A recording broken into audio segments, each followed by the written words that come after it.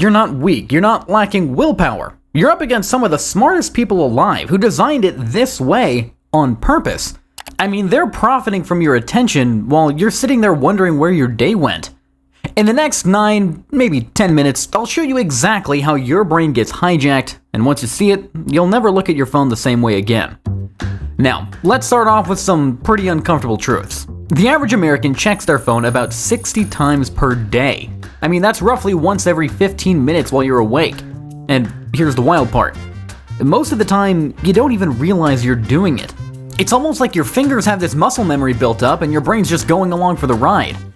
Back in the 1950s, scientists ran a pretty famous experiment. They implanted electrodes into rats' brains, and right into the reward center. When a rat pressed a lever, it got a tiny electric pulse, triggering a massive dopamine release. And the result? Total obsession. Some of the rats were hitting the lever over 100 times per hour, ignoring food, water, and even sleep just to get another hit. Now, here's the twist. We're not that different. Our lever is simply the screen, and our reward, a notification, a message, a like, anything that lights up our brain, even for a second. And just like those rats, we're tapping endlessly. And not because we need to, but because we're wired to want that next hit, even if it never comes. So congratulations, humanity! We've successfully turned ourselves into lab rats. I think Darwin would be very proud. Your brain releases dopamine, the feel-good chemical, every time you get some sort of notification, a like, or even just unlock your phone. But here's the kicker. It's not really the reward that creates the addiction. It's the anticipation of the reward. And that's just the beginning.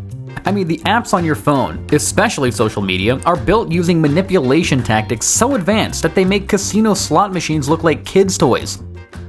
For me, my wake-up moment came over dinner with my girlfriend. She asked me, "How was your day?" I mean, just a normal human question. And I blanked. I mean, my brain was buffering. 8 hours I spent glued to my phone, and I couldn't recall a single moment. I mean, I had scrolled through news, posts, memes, emails, but my life that day? Completely gone. I mean, once I started actually watching my behavior, it kind of freaked me out. I'd open Instagram, scroll for maybe 30 seconds, close it, and then just open the app again without even thinking. It was like my thumb had this muscle memory and my brain wasn't even invited to the party. It's not like I was distracted, I was just on autopilot, like some app-controlled NPC. But here's the really messed up part. I simply kept convincing myself that I was being productive. Answering emails at 11 p.m. like I was running a Fortune 500 company, scrolling through LinkedIn for work while my brain melted, reading news that just made me anxious. But hey, at least I was informed, right? Now, looking back, it wasn't productive at all. I mean, that was digital procrastination in a power suit. My screen time had gradually crept up from 4 hours to 8+ hours per day over 6 months. That is 56 total hours per week. I mean, a full-time job, plus overtime. Well, except my salary was just anxiety, FOMO, and the attention span of a goldfish. But the scariest part wasn't actually my behavior. It was discovering exactly how my brain was being manipulated. Now, here's what really blew my mind. Neuroscientist Dr. Anna Lemke found that excessive dopamine stimulation literally rewires your brain. I mean, your baseline dopamine drops, which means that everyday things like reading, walking, just sitting in silence, they start to feel boring. I mean, have you ever noticed that you can't drive in silence? I mean, you need a podcast or music, or maybe YouTube in the background while you're eating.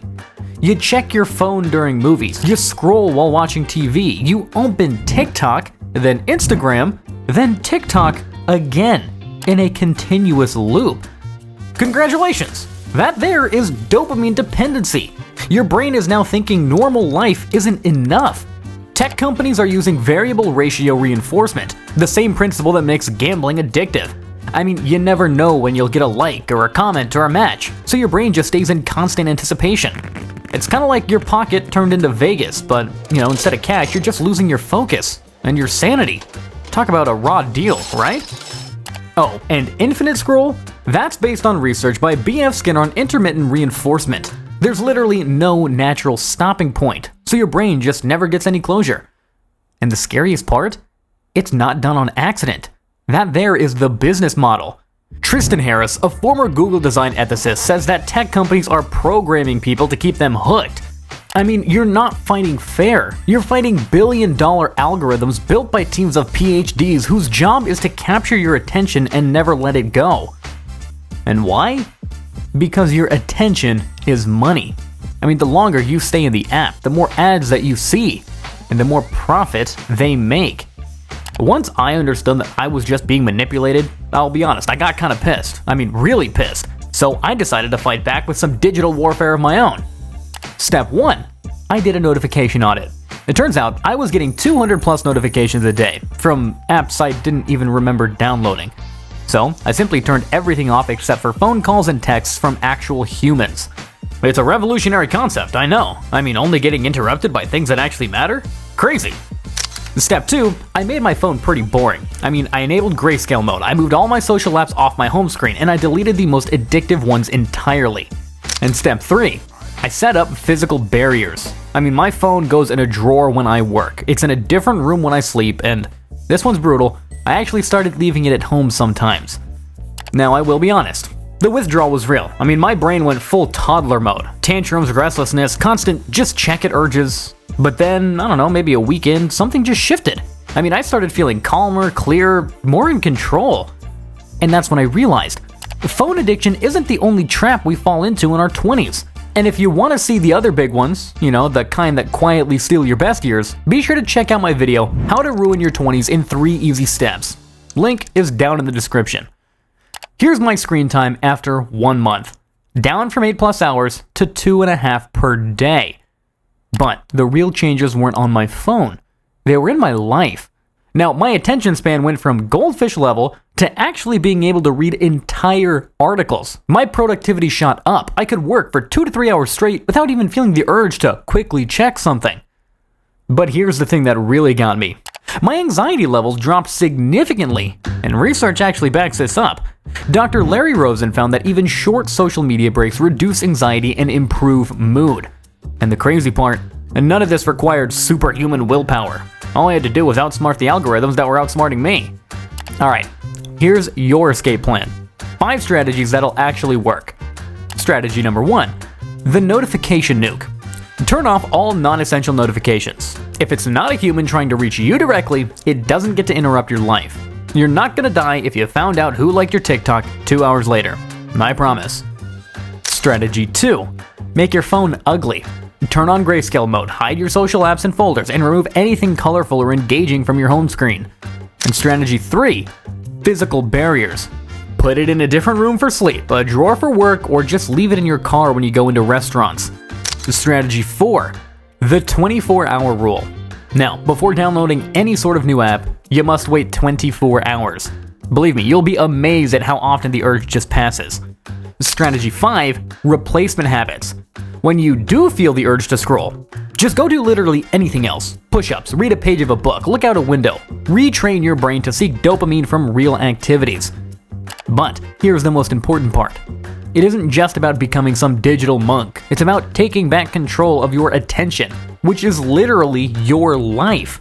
Just look, the average American will spend over 5 years of their life looking at their phone. 5 years! That's longer than most people are spending in college, longer than most relationships last, and longer than it takes to master a skill. I mean, you've got a choice. You can just keep letting the algorithms decide how you spend your most precious resource, your attention, or you can take it back. I know, wild idea, using your phone like a hammer. You pick it up when you need it, and then you put it down, not carrying it around like it's your life support machine. But here's your challenge. Pick just one strategy from this video and try it out for just 1 week. Then, come back and tell me in the comments what changed. I mean, did your sleep improve? Have your relationships gotten better? And if you want to dive deeper into how technology is rewiring our brains and what we can do about it, hit subscribe. And remember, your phone is a tool, not your boss. See you next time.